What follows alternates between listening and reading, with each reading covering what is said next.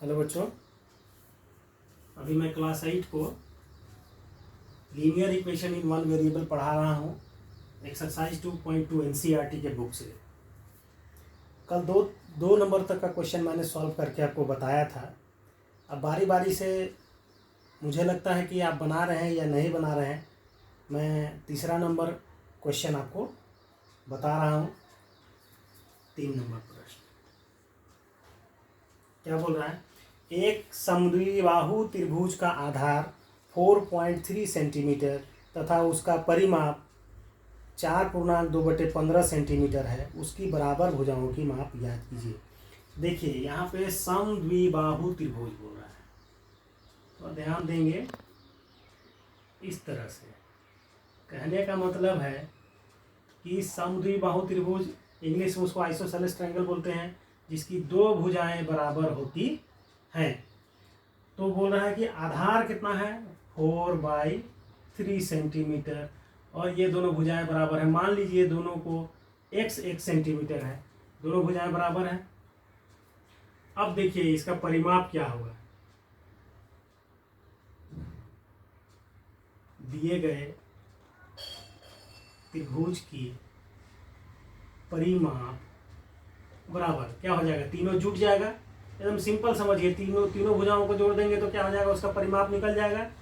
तो x + 4/3 is equal to, ये क्या हो जाएगा? 2x + 4/3।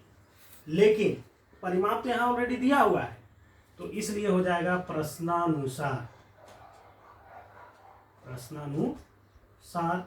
क्या हो जाएगा?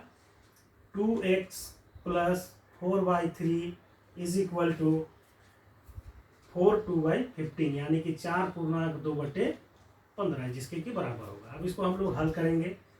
देखिए 2x + 4/3, 15 चौके 60, 2 62/15। अब यहाँ पर देखिए, ध्यान दीजिएगा, इधर प्लस में उधर ले जाएंगे इसको। 62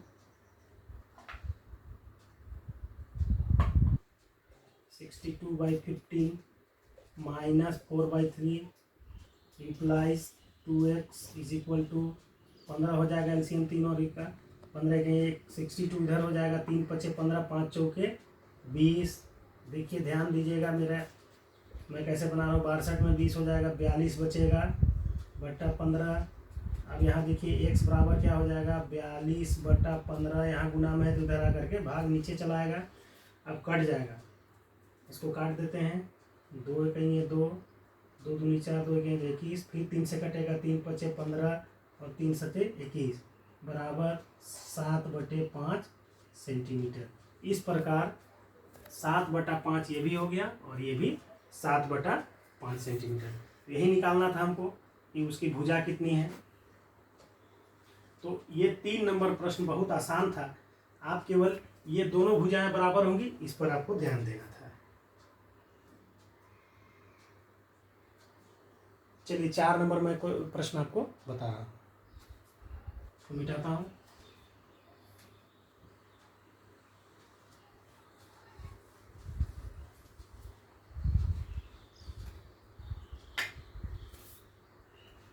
प्रश्न संख्या 4। 2 संख्याओं का योग 95 है। यदि एक संख्या दूसरी से 15 अधिक है तो दोनों संख्याएं ज्ञात कीजिए। तो बहुत आसान है, फिर भी मैं आपको बता रहा हूँ। 2 संख्याओं का योग 95 है। यदि एक संख्या दूसरी से 15 अधिक है तो हम दूसरी संख्या मानेंगे। माना कि दूसरी संख्या बराबर x, इसलिए पहली संख्या क्या हो जाएगी? पहली संख्या बराबर x + 15। 15 अधिक है बोल रहा है, पहली संख्या दूसरी से 15 अधिक है। अब प्रश्नानुसार देखिए,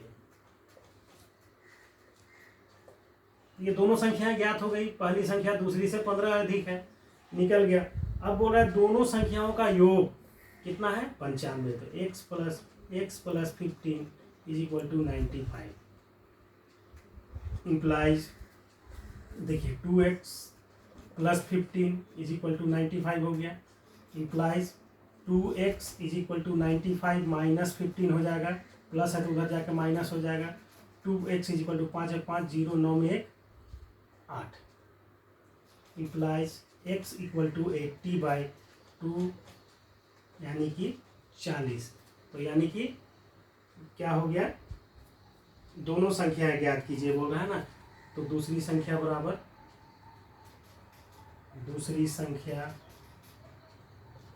x बराबर 40, पहली संख्या बराबर x plus 15 is equal to 40 plus 15 is equal to 55। देखिए 55 और 40 95 हो रहा है। तो इस प्रकार से बहुत छोटा इसका सॉल्यूशन था, बन गया 4 नंबर। अब मैं आपको 5 नंबर बताने जा रहा हूँ, इसको मिटाता हूँ मैं। बहुत सारे बच्चे नहीं बना पाते हैं, इसलिए मैं प्रत्येक क्वेश्चन बना रहा हूँ धीरे धीरे, आपको आप देख करके इसको समझेंगे।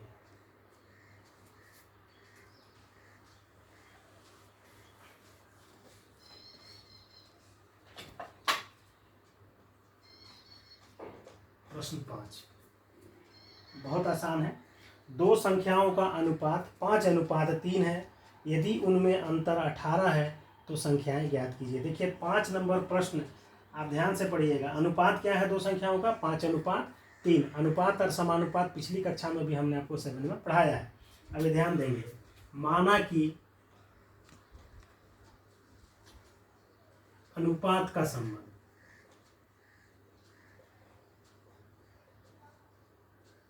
x से है, इसलिए पहली संख्या बराबर 5:3 है तो 5x हो जाएगा, और दूसरी संख्या बराबर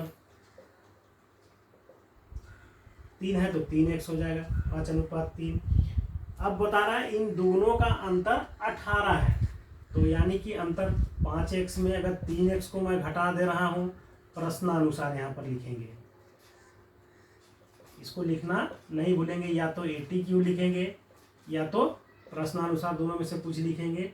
ये हो जा रहा है 18, implies 2x is equal to 18, implies x equal to 18/2, 2 2 9 18 is equal to 9। तो x बराबर कितना हो गया? 9। तो पहली संख्या बराबर क्या हो गई? पहली संख्या बराबर 5x is equal to 5 × 9, x के जगह में 9 बैठाएंगे, 45 हो गया। दूसरी संख्या बराबर हो गया 3x, x का मान फिर यहाँ पर बैठा देंगे, 3 9 27। इस तरह से देखिए पहली संख्या और दूसरी संख्या दोनों मिल गए। 45 में 17 घटाएंगे तो देखिएगा 18 आएगा, 5 में 15 में 7 8 है ना, 3 में 2 1। इस तरह से ये 5 नंबर क्वेश्चन भी बन गया आपका।